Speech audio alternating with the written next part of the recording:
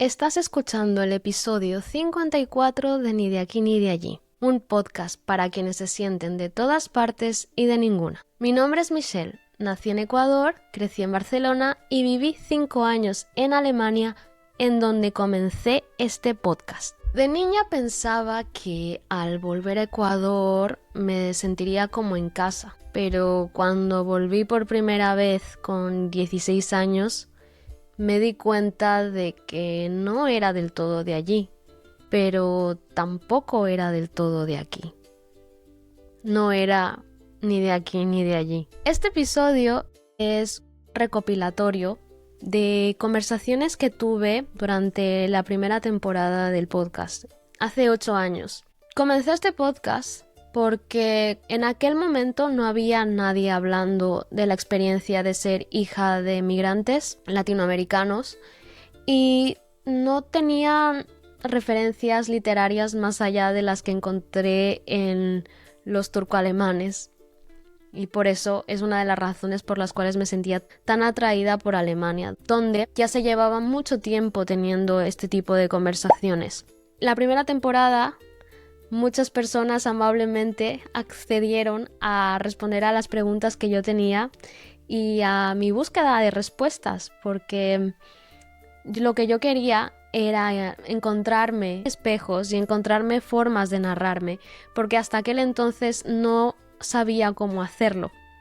Hoy estamos en una época maravillosa en la que cada vez se produce más literatura al respecto y también la estamos produciendo nosotras, las hijas e hijos de migrantes, personas hijas de migrantes, con diferentes proyectos, y es maravilloso. Pero estoy grabando este episodio para todas aquellas personas que están comenzando en este proceso de cuestionarse su desarraigo, que crecieron aquí, que nacieron aquí, esa sensación de desarraigo, de no sentirse ni del país de tus padres, ni del país donde naciste o en el que creciste, porque ya sea que la sociedad te lo cuestiona constantemente o tú misma no acabas de sentirte parte de ningún lado, aprendes a vivir en ese limbo, digamos. Así que voy a comenzar con una pregunta recurrente: ¿de dónde vengo?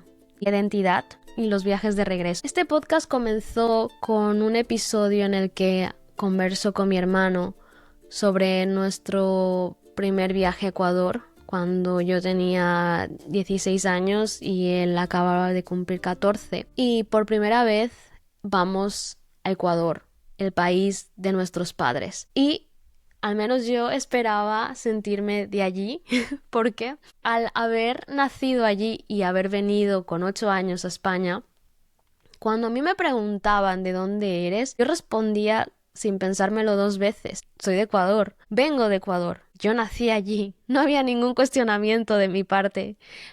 Pero cuando volví allí, no me sentí del todo ecuatoriana, no me sentí como esperaba sentirme. Te dejo un fragmento en el que explico mejor esta sensación, o la sensación que tuve por primera vez al estar allí. Y también la sensación que tuvo mi hermano. Disfruté mucho, como digo, en ese viaje, pero en ese momento apareció algo que no me había dado cuenta, que de hecho creo que no podría haberme percatado de ello hasta no haber estado allí. Yo no era 100% ecuatoriana, porque cuando hablaba y compraba cosas, yo no podía regatear, o incluso los artesanos me cobraban más dinero por no hablar como alguien ecuatoriano, sino como alguien de fuera, como alguien que ha vivido en España, porque la gente allí asocia que si vienes de España o de Europa tienes dinero, entonces te van a cobrar más en las artesanías. Eso para mí al principio pues me hacía gracia, pero me despertó esa inquietud de: vale, en España es evidente que no soy de ahí.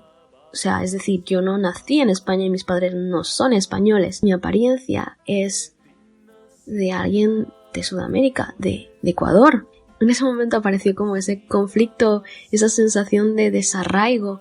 A pesar de tener amor por Ecuador, me devolvía ese amor a través de la cultura, la música y los paisajes, como digo, pero no a través de su gente del todo. Es decir, sí que me trataban con normalidad y tal, pero no acababan de hacerme sentir ecuatoriana, digamos, a pesar de que mi familia lo hizo y hicieron todo lo posible para que mi hermano y yo conociésemos la cultura y Ecuador. Así que al volver le di vueltas, no digamos que me quitó el sueño, que me obsesionó, para nada, ni de lejos, pero sí era algo que estaba allí, de lo que yo quería hablar, sobre lo que yo quería pensar e investigar. Así que hice eso con mi trabajo de recerca, mi TR, y un trabajo que se hace al final del bachillerato, los estudios previos a la universidad o estudios superiores. Y en ese trabajo de recerca hablé sobre inmigración y escribí unos relatos de las distintas situaciones y los motivos por los que pasaba un inmigrante. Sí, escribí relatos, los he vuelto a leer y no son muy buenos, pero captan muchas de las sensaciones que he tenido respecto al tema. Esas historias que yo escribí me las inventé y las escribí a partir de historias que había escuchado de los amigos de mis padres, historias que mis padres me habían contado o de conversaciones que mis padres tenían con sus amigos, también inmigrantes. Además, leí y he seguido leyendo artículos sobre la inmigración y sobre los problemas o las dificultades o el éxito que han tenido los hijos de los inmigrantes. Y de eso quiero hablar. Eso es lo que quiero tratar. Quiero saber qué ha pasado con esos jóvenes, esas cifras que yo me encontré en ese momento. Quiero saber qué ha pasado con esos niños que no decidieron ir a España. Pasemos a la conversación con mi hermano Cristian. ¿Cómo describirías este proyecto, para empezar? ¿Por qué, sin tener en cuenta el hecho de que eres mi hermano, te has animado a participar? Bueno, pues cuando me comentaste sobre este proyecto, lo primero de lo que hablamos fue sobre nuestro viaje a Ecuador, porque fue la primera sensación que tuvimos cuando planeaste todo esto de montar los podcasts. Y recordamos que cuando fuimos a Ecuador en el 2011, el llegar allí y el estar con nuestros tíos, nuestros primos y toda la familia, pues fue como sentirnos que no pertenecíamos a Ecuador, porque teníamos las costumbres, teníamos la cultura de aquí, de España, porque una cosa es nacer allí, pero otra cosa fue criarnos aquí en Barcelona. Hay una frase que digo en ese episodio que es que no era 100% ecuatoriana, que creo que capta y resume esa sensación de desarraigo que tuve y que muchas personas, hijas de migrantes, experimentan de algún modo. Quizás no del mismo modo que yo, volviendo al país de origen de sus padres, sino que es un desarraigo que se produce como una erosión, gotas de agua que caen poco a poco sobre una piedra y la van erosionando y creando este desarraigo. Y esa erosión puede producirse ya sea con el cuestionamiento de si son de aquí o no, que cuando les preguntan que de dónde vienen o de dónde son y responden de Santa Coloma, Vallirana, San Vicente dels Horts, la gente sigue intentando conseguir otra respuesta, cuando quizás solo conocemos nuestro barrio, solo conocemos nuestra ciudad y están buscando una respuesta diferente. Eso erosiona cuando se nos cuestiona nuestro sentido de pertenencia a nuestro lugar. Esta sensación de desarraigo en un momento tan importante como lo es la adolescencia te hace sentir bastante confundida y perdida, en un momento vital en el que sí, ya te sientes perdida, ¿no? Para mí fue como navegar la identidad con dos brújulas que indicaban a direcciones opuestas, algunas veces. Entonces, mientras las personas que tenía alrededor de mi edad navegaban con una sola brújula que señalaba a un lugar a la vez, muchas veces yo sentía que tenía dos que estaban señalando diferentes lugares y era bastante confuso. Sí, sobre todo con tomas de decisiones. Muchas veces se utiliza esta imagen de puente entre dos mundos. Florian Zaldúa fue una autora que me ayudó muchísimo a madurar mis ideas y mis emociones y a entenderlas mejor. Ahora pasemos a la siguiente pregunta. ¿Qué significa crecer aquí? Y es una pregunta que se responde sobre todo desde la experiencia escolar, una experiencia marcada muchas veces por el racismo y el cuestionamiento.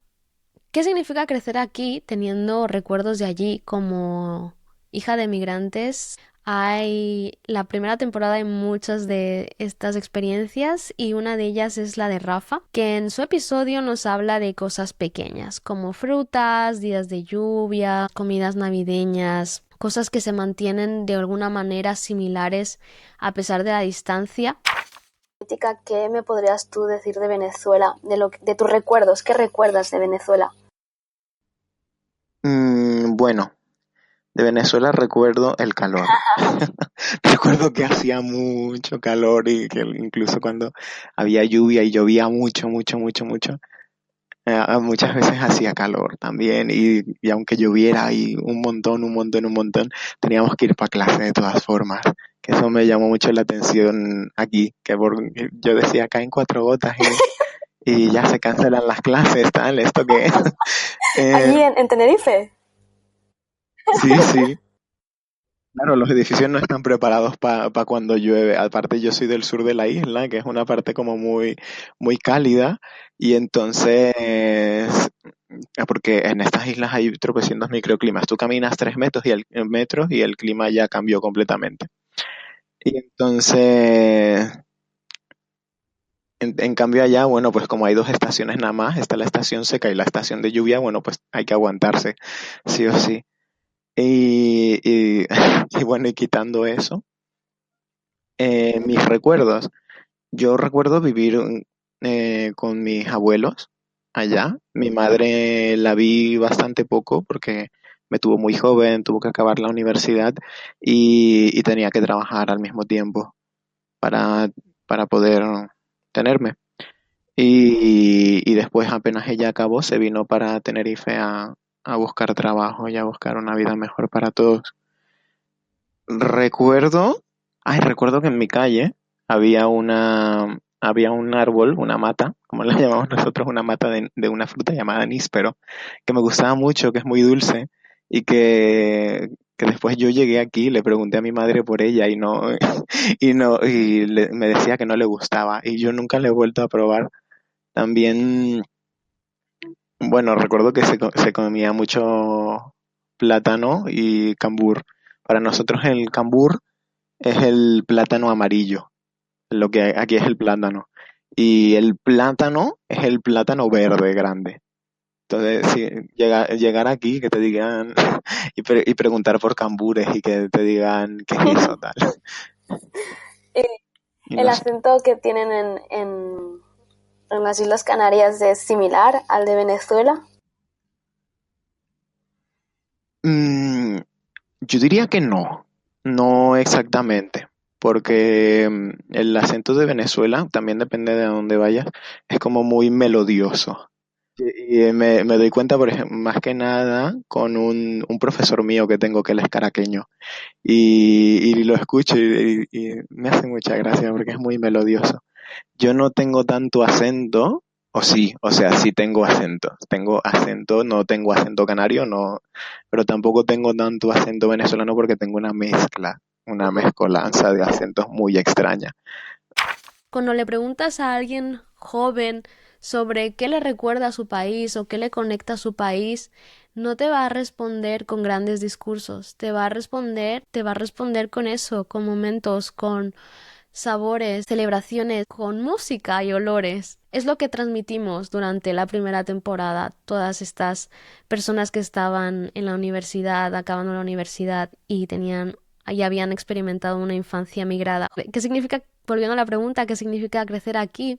Jorge Trujillo, un joven colombiano que creció en Asturias, en otro episodio vuelve sobre lo que significa ser los primeros niños latinoamericanos en clase. Claro, yo de adolescente, yo rescataba mucho esa cosa de la, de la colombianidad, ¿no? Yo era colombiano, también es que lo vivía y lo sentía y todo, aunque mi padre de Asturias es asturiano y teníamos esa parte, y luego el instituto y el colegio era también otra cosa y lo con los amigos, pero en mi casa se sentía, o sea, porque cuando venían todos mis tíos, mis primos, esas reuniones, todo era música colombiana, comida colombiana, entonces, claro, uno, quieras que no se va, y también porque uno sabe que viene de fuera, ¿no? Pero digamos en esa época en la que solo llevaba como, yo qué sé, 10 años en España, o tendría 18 o así, eh, rescataba mucho que yo era colombiano. De hecho, tenía una obsesión muy fuerte con Colombia. Empecé, bueno, tanto a leer sobre historia de Colombia y demás, y yo decía que me quería regresar a Colombia, no sé qué. Entonces, también es cierto que cuando fui, me dio a los 18, para mí fue un choque importante, ¿no? Porque yo pensaba que sabía cómo era Colombia, pensaba que me movería por Colombia. También me había idealizado una Colombia que es como yo me la imaginaba, pero es muy diferente también pisarla y sobre todo con una cabeza que se educó en colegios y en institutos de España. Entonces, para mí fue un choque porque yo no sabía qué hacer allí. Cuando fui solo. Claro que tenía familia y demás, pero era como, vale, estoy en un país que pensaba que conocía y no. Entonces, bueno, poco a poco, pues también fueron pasando los años, hice la carrera, acabé en Barcelona. Y en Barcelona hay pocas cosas que me gustan de este político, pero lo único que me gusta es lo de catalán es el que vive y trabaja en Cataluña, ¿no? Catalán es el que vive y trabaja a Cataluña, ¿no? El Puyol, que no me gusta políticamente, pero esa frase, yo cuando la oí, porque de hecho me la dijo un profesor, fueron dos, uno me dijo, un profesor que aprecio mucho y que tenemos aún contacto de la facultad, me dijo, es que tú has encajado muy bien en Cataluña porque, no sé exactamente cómo me lo dijo, pero lo que me dijo me tocó mucho, me dijo, porque tienes esa cosa, esa nostalgia, que es muy, muy, muy de Cataluña, como todo tiene el proceso histórico nacional bastante complejo, ¿no? De conmemorar las derrotas y todo eso. Entonces, yo era muy así, ¿no? Muy con esa nostalgia, con esa piña que se hacía, y él me dijo que encajó muy bien. Y luego un amigo me dijo, ¿por qué te empeñas tú en decir tanto Colombia, Colombia, si tú casi no eres colombiano, eres más de aquí que de allá? Y esas dos frases, claro, se me quedaron aquí y le fui dando vueltas y como que de esa frase inicié todo un proceso y también es cierto, al salir de Asturias me di cuenta de que habían otra gente como yo, entonces eso también me abrió esa puerta, ¿no? Porque, claro, para mí nosotros éramos, mis hermanos y yo éramos los primeros morenitos del colegio, del instituto, y poco a poco, cuando iba llegando más la migración a finales de los 90 y los 2000, para nosotros era una noticia, ha llegado una chica colombiana, una chica de Ecuador al instituto, era la noticia del día para nosotros en casa, ¿no? Era como, ¿sabes? Era súper gracioso y pero ahora lo recuerdo como muy bonito, ¿no? Pero para entonces era como, la noticia de hoy era que ha llegado una chica nueva colombiana, o un chico nuevo de Perú, o lo que sea, ¿no? Una dominicana.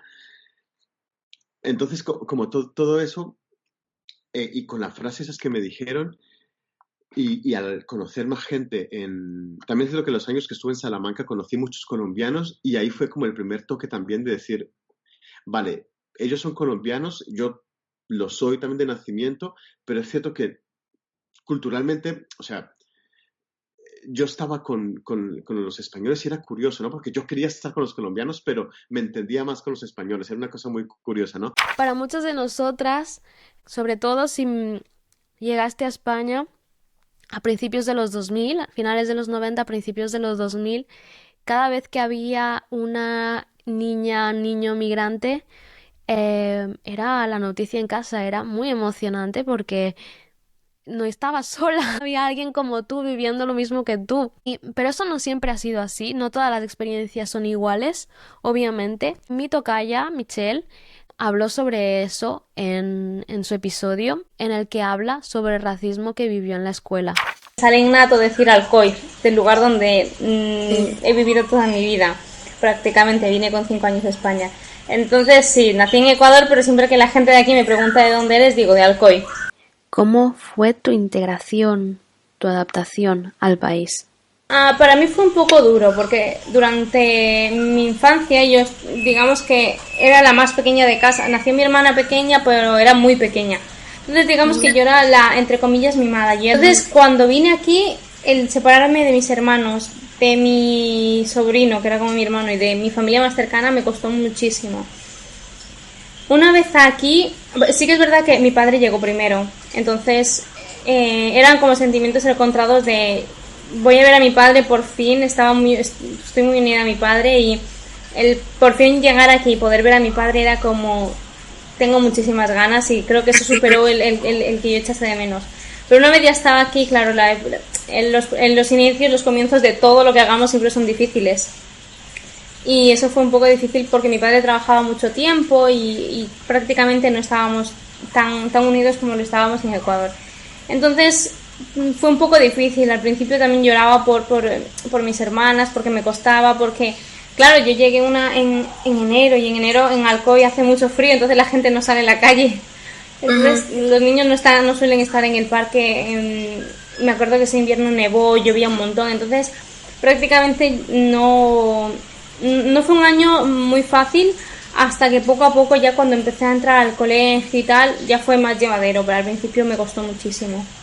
Y cuento mi experiencia de que por mi dificultad en el aprendizaje, un profesor dijo un comentario un poco no muy bueno sobre mí y dijo que yo no iba a llegar a nada. Entonces yo en parte me creí esto hasta que hubo un momento en el que mi vida cambió y mi mentalidad cambió, y que gracias al comentario de ese profesor pude llegar hasta donde estoy y pude terminar mi carrera. Pero no todas las personas son como yo, y hay personas que se hunden cuando le dicen eso. Y en ese mismo vídeo cuento el paralelismo entre lo que me pasó a mí y lo que le pasó a mi hermana. Mi hermana pequeña justamente le pasó lo mismo, y justo ese vídeo me pilló en caliente porque estaba muy enfadado de decir cómo personas que nos están ayudando en nuestra educación, ya que seamos mejores personas o a que seamos alguien en la vida, que eso es algo que detesto, pero bueno, nos están diciendo que no servimos por el simple hecho de que una asignatura no nos vaya bien, porque nosotros no somos números, y quizá las matemáticas no se me dé bien, pero quizá el arte sí, o quizá no sepa dibujar, pero sí que me sé comunicar. Entonces el hecho de que nuestra capacidad vaya ligada a una nota nos condiciona mucho. Me gustaría preguntarte sobre lo sucedido con la profesora y el profesor. ¿Tú dirías que fue una actitud general o que te trataron diferente por ser extranjera? En mi caso fue un profesor, en el caso de mi hermana una profesora. Lo bueno de mi colegio, o del colegio en el que estuve, es que es un colegio que acepta cualquier tipo de persona y le da igual la cultura, de donde venga, donde vaya, le da igual todo. Entonces fue porque a mí me costaba mucho historia. Entonces a mi historia se me atravesó y decía, ay madre mía, historia. Y me enfadaba un montón porque el franquismo, todas las dictaduras, no sé por qué me han llamado la atención, de decir, qué tontos somos a veces el ser humano de ver las cosas y no reaccionar. Entonces tanto el franquismo como lo que pasó en Italia con Mussolini, el movimiento nazi, todo eso me interesó bastante. Desde siempre me ha interesado bastante, me parece curioso de estudiar y me parece que es muy fuerte para la historia. Entonces ese tema era como, wow, voy a sacar un 10. Llega el día del examen, le digo a mi amiga, ¿has estudiado? Y me dice, no, cuéntamelo rápido, corre. Todo el tema de pies a cabeza se lo conté, parecía eso una novela. Llega el día de cuando nos dan el examen y yo tenía un 4,8.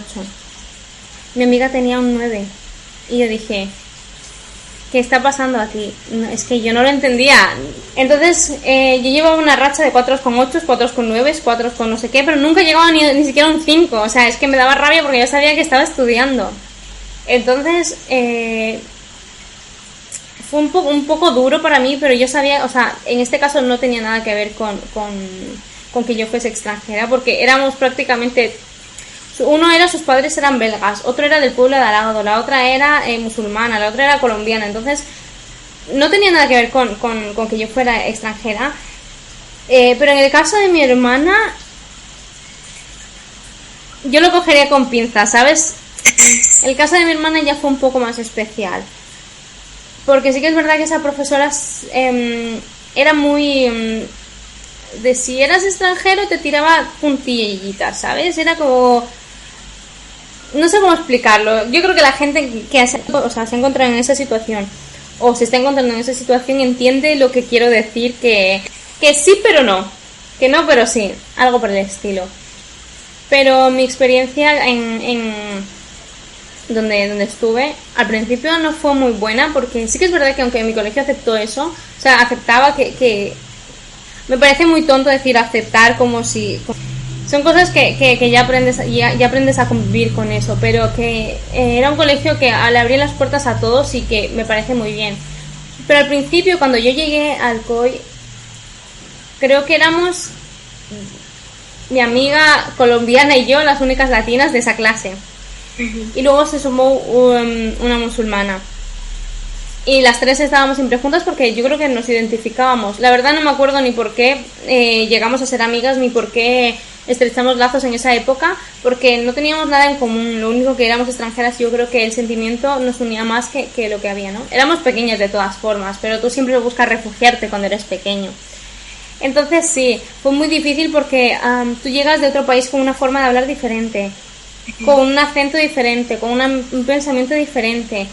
Entonces yo llegué y fue muy duro para mí ver que era apartada porque quizá mi color de piel era diferente, o los niños son muy malos, entonces en ese momento me dolió. También es importante recordar que para muchas de las infancias migrantes habían lazos familiares previamente en el país de acogida, es decir, había familia, habían amigos de sus padres que habían migrado antes. Estas niñas y estos niños llegaban y ya tenían espejos, ya tenían referentes. Y ese es el caso de Edu, un joven otavaleño que habla de la facilidad de la integración gracias a los lazos familiares. Mira, me llamo Eduardo, tengo 23 años, nací en Ecuador, me vine con 6 años a España. ¿Cómo describirías tu integración? ¿Dirías que fue fácil, complicada, no te acuerdas bien? Fue fácil porque ya tenía un primo aquí. Él vino, que somos del mismo año. Él nació en junio, yo nací en julio. Y desde el colegio hasta el instituto, bueno, y algunos años de la universidad hemos estado siempre juntos. Y siempre estábamos los dos y sí, no había problema para la integración ni relación con los demás chicos. Y siempre hemos tenido unos amigos, bastantes amigos y todo bien, alguno que otro a lo largo de la vida, pero bueno, que son, no sé, típico, en alguno que otro siempre hay, en plan que rechazo y demás. Vemos que la escuela es un lugar donde el nombre, el apellido, el acento, el color de piel se cuestiona y muchas veces te hace renegar de tu historia o de la complejidad de tu historia. Quisieras ser como los demás, decir que vienes de un pueblo de Alicante, pero con el tiempo aprendes a valorar y a atesorar esta complejidad y darte cuenta de que nuestra identidad es tan flexible y nos permite tener una amplitud de miras que no tendríamos de otro modo. Y precisamente esta amplitud de miras es lo que menciona Michelle en su episodio, en el que recomienda viajar, que viajar es una forma de enriquecerse y de ampliar horizontes que enriquece aún más nuestra experiencia. Y es una recomendación que yo también suscribo. Mi vida y mi forma de entender la migración sería muy diferente si yo no hubiese vivido mía propia en Alemania y vuelto a España también con todos los desafíos que eso implicó. También es cierto que no todas las personas tenemos las mismas posibilidades de viajar, así que si todavía estás estudiando y puedes acceder a becas, ya sea la beca Erasmus o después de estudiar como hice yo buscar un voluntariado pagado. En Europa hay muchos, o ir de au pair. Con cuidado, ahora que soy mayor ya no lo digo tan a la ligera porque yo lo hice muy impulsivamente, me fue bien, sigo teniendo contacto con la familia alemana con la que conviví, pero sí, si tienes la oportunidad y tienes las ganas, hazlos, es una cosa que siempre te va a aportar. Vale, pasamos a otro tema que también es bastante importante, de un modo recurrente y no quiero perder de vista, que es la salud mental. Aunque ahora hay muchísimas, al menos en mi feed, también las personas que se ponen en contacto conmigo trabajan desde la psicología, temas migratorios y la migración. También soy consciente de que para muchas familias latinoamericanas el tema de la salud mental sigue siendo un tabú o es un asunto delicado, ya sea porque no se habla o porque tus padres ven mal acudir a un psicólogo. Al respecto, hay un episodio con Melanie, que es una psicóloga que, entre otras cosas, es experta en trauma y migración, que te puede dar una visión desde la psicología de muchas de las emociones que experimentamos como hijas de migrantes, y te dejaré el episodio aquí. No es de la primera temporada, pero creo que es muy importante y necesario incluirlo en este recopilatorio porque necesitamos tener ese acompañamiento y recurrir en la manera de lo posible a las herramientas y a profesionales para entender mejor lo que vivimos, porque ser hija de migrantes, ser hijo de migrantes, significa muchas veces traducir, cuidar sentimientos, madurar antes de tiempo, hacerse cargo de cosas que no te corresponden como infante. Y una experiencia común que muchas hijas de migrantes experimentamos es que aprendes a ser fuerte demasiado pronto y de algún modo te saltas muchas etapas muy rápido. Y eso es algo que viene muy bien procesar en terapia, porque muchas veces esa fuerza más adelante se convierten en silencios, te pueden hacer daño a ti misma, pero también a las personas a las que quieres, y en ansiedades varias. Y al mismo tiempo hay a veces hay un sentido de culpa porque te sientes dividida cuando tienes todo lo que tus padres no tuvieron y que han luchado mucho para darte, y te sientes culpable por sentir eso. Pero no es algo sobre lo que hay que sentir culpa, sino que hay que tener en cuenta que es una respuesta humana a un proceso muy complejo y que probablemente necesita un acompañamiento. Puede ser con una profesional que pueda entender y ayudarte a procesar tu experiencia migratoria. También es importante quitarnos la idea de que pedir ayuda y recurrir a profesionales estás ofendiendo de algún modo el sacrificio de tus padres, sino todo lo contrario, estás honrando ese sacrificio y lo quieres hacer desde un lugar que ellos no tuvieron para sanar, y quizás con el tiempo que ellos también puedan tener este espacio para reflexionar, sanar. Cuando hablamos la primera vez me comentaste que no se estudiaba la migración, los aspectos migratorios en psicología.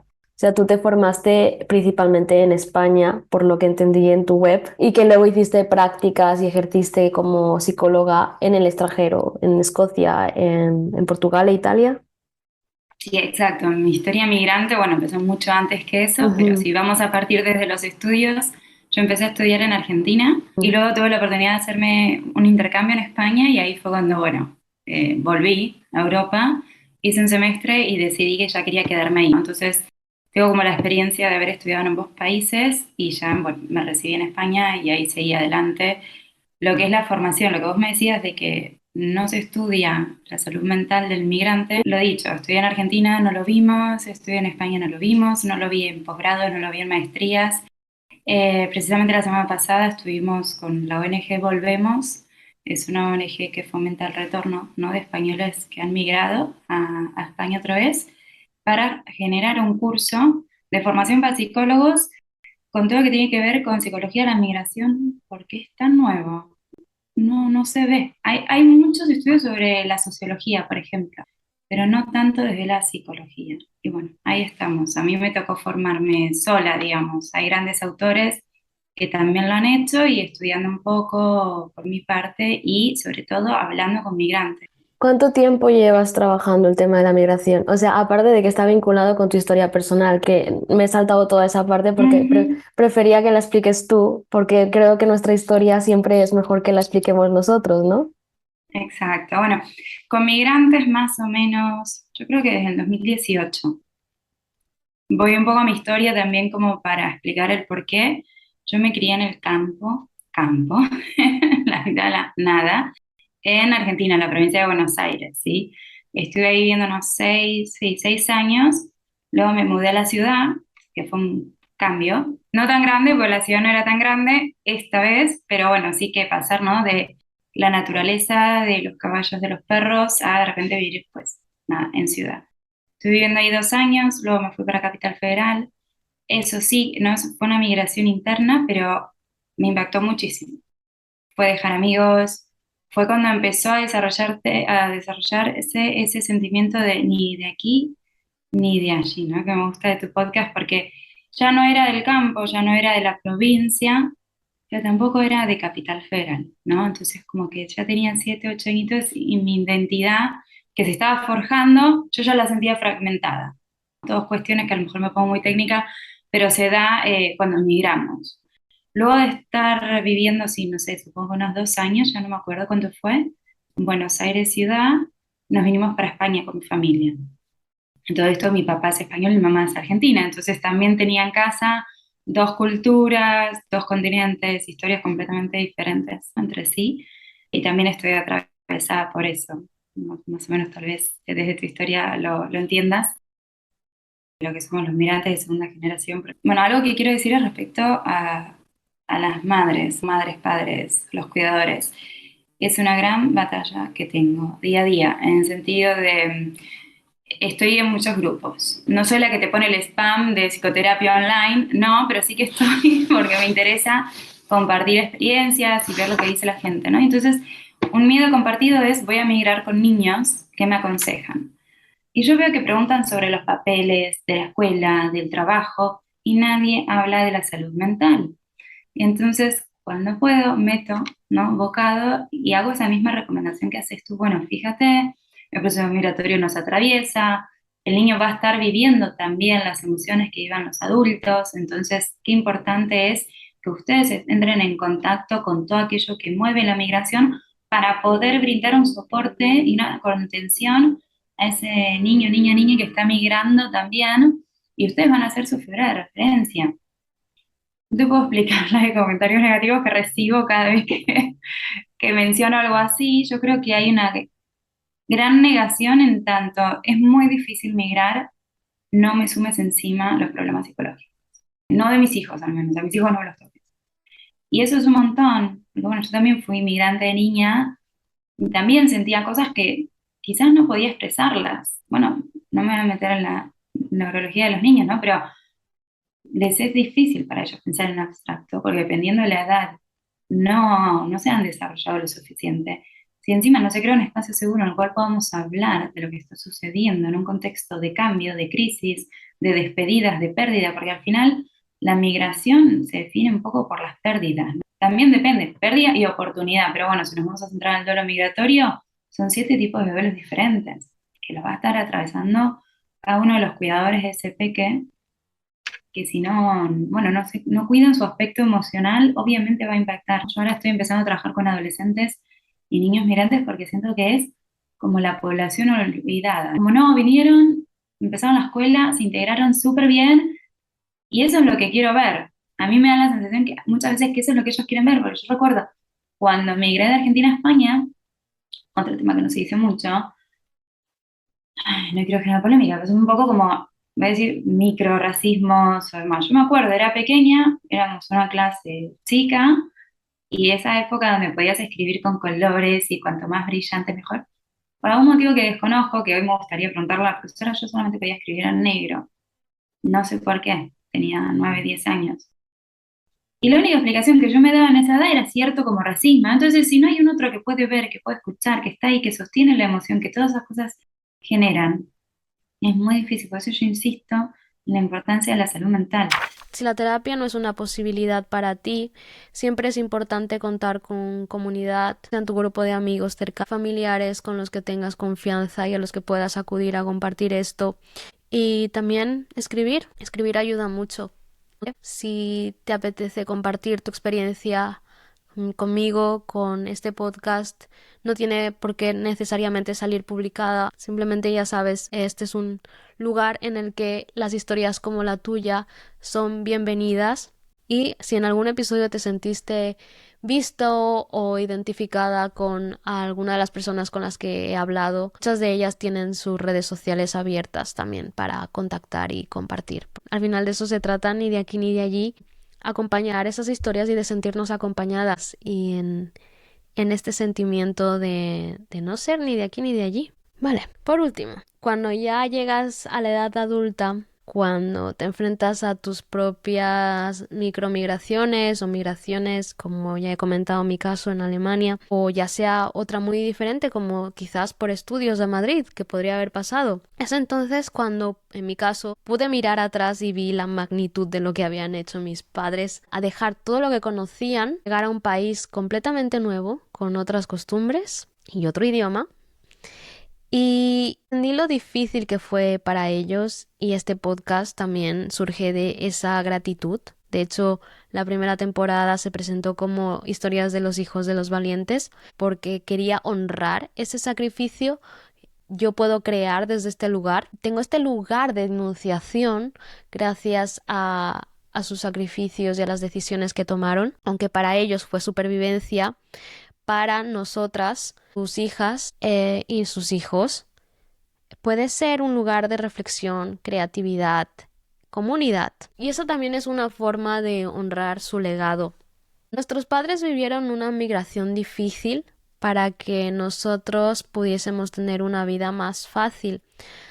Así que desde el lugar en el que estemos, ya sea la universidad, el inicio de la vida profesional o ya estemos completamente asentados, como segunda generación, como hija de migrantes, tenemos el privilegio y la oportunidad de honrar sus sacrificios. ¿Qué significa eso? Significa ahora como adultos preguntar sobre el dolor, la soledad, el frío, la incertidumbre de aquellas noches, aquellas primeras noches. Y cuando hablen nuestros padres, nuestras madres, nuestras cuidadoras, quizás viniste con una tía o con tu abuela, si quieren hablar, porque a veces todavía no están preparadas, simplemente escuchar atentamente y pensar que no son solo anécdotas, son las bases, son los fundamentos de quienes somos ahora, nuestra vida actual. Porque durante demasiado tiempo han sido otras personas las que han hablado sobre nosotras y nuestros padres. Hemos sido contadas como cifras problemáticas, fracaso escolar, delincuencia. Siempre el sujeto de estudio, siempre el objeto de la noticia, siempre el porcentaje de éxito, de integración o de fracaso.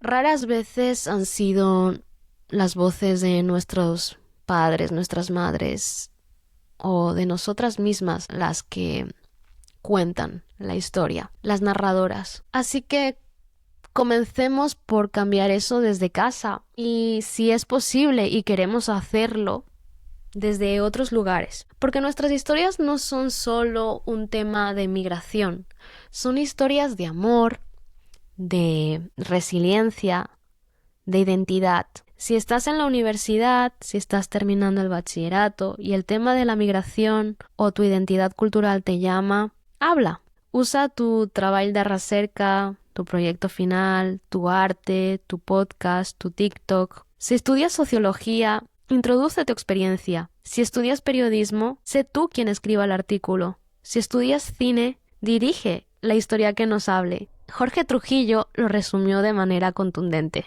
Sí, ya yo he aprendido que si no somos las segundas generaciones las que contamos esta parte de la historia, no lo va a hacer nadie. Entonces, somos nosotros los que tenemos que hacerlo.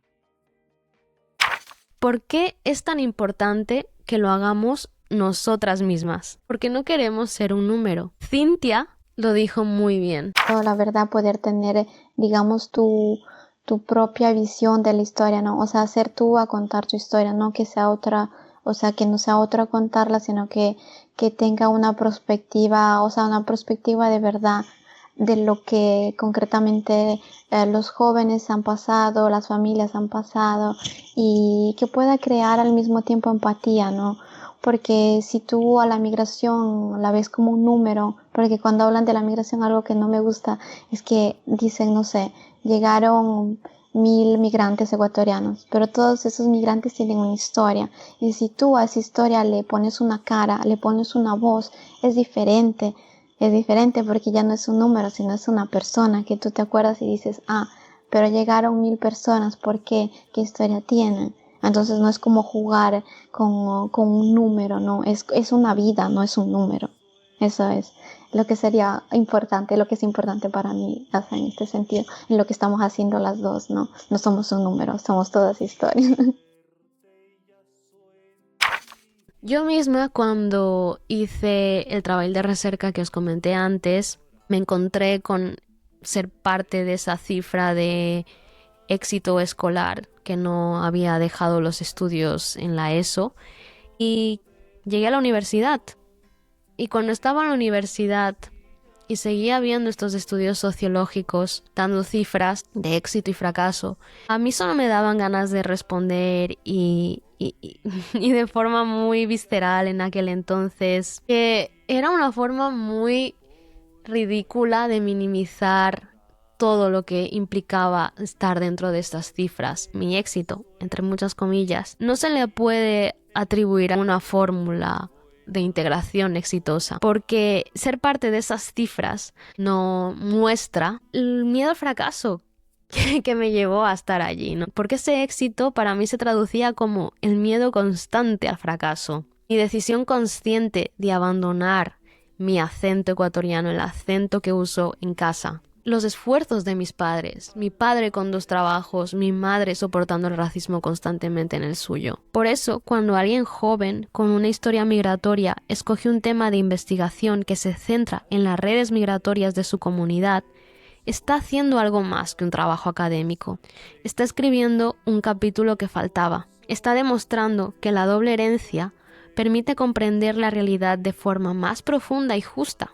Lo que me dejó mi tesis fue respuestas a todas mis preguntas. Y eso me hizo sentir muy bien, ¿no? Porque es muy importante entender por qué tú estás aquí en este momento, ¿no? Yo soy una persona que se hace muchas preguntas y eso para mí era muy importante, tener todas mis respuestas para poder seguir adelante, ¿no? En serenidad con mi vida. Y lo que descubrí también es que, por ejemplo, yo estoy aquí y te cuento mi historia, estoy a disposición de las personas que quieran escribirme y todo. No tengo ningún recelo de poder contarles, de poder ayudarles, de poder aconsejarles sobre lo que he pasado, sobre lo que he vivido, pero me doy cuenta que también hay muchas personas que han vivido historias muy fuertes y entonces es un capítulo muy doloroso de abrir, ¿no? Entonces, mientras hacía las entrevistas me di cuenta que se necesita obviamente mucha empatía y mucha delicadeza en poder tocar algunos argumentos, ¿no?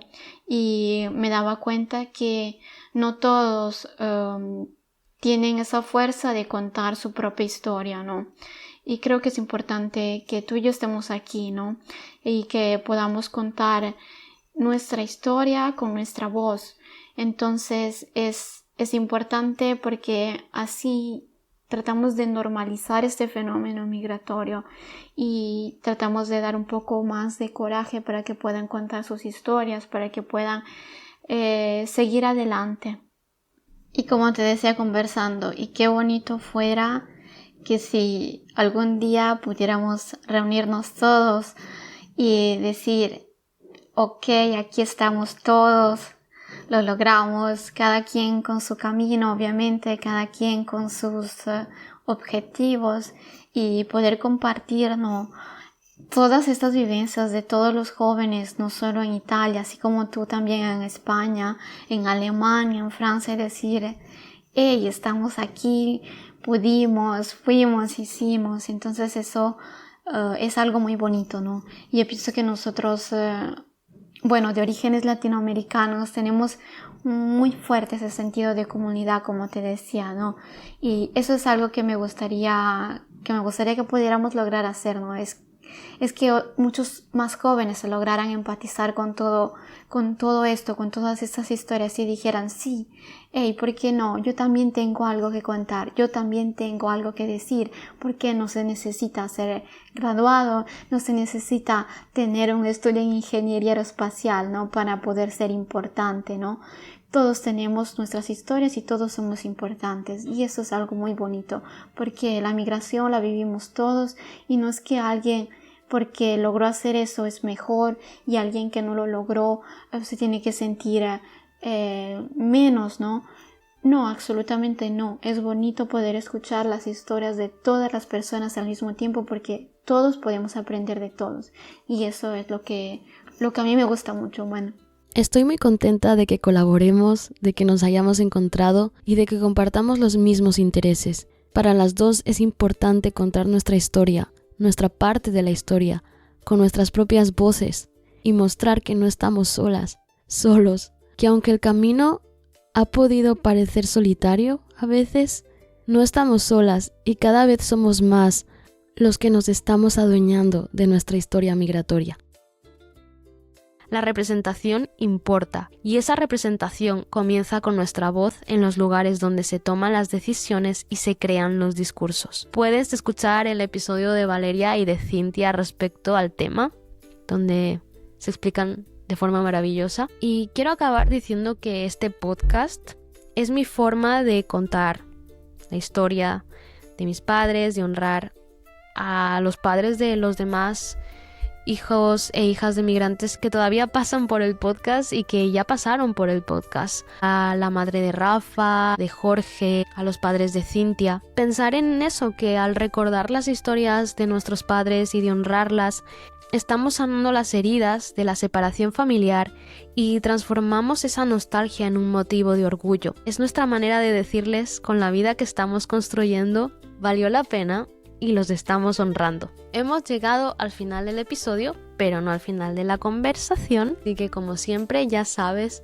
que nos puedes seguir en nuestro Instagram nideaquí.nideallí, encontrar los episodios por temas en la web nideaquí.nideallí.com, seguirnos en la newsletter mensual donde publico noticias rápidas, o en nuestro Patreon gratuito donde voy publicando cómo es hacer este podcast, el detrás de escenas, por si te interesa. Gracias de corazón por llegar hasta aquí. Nos escuchamos en el próximo episodio.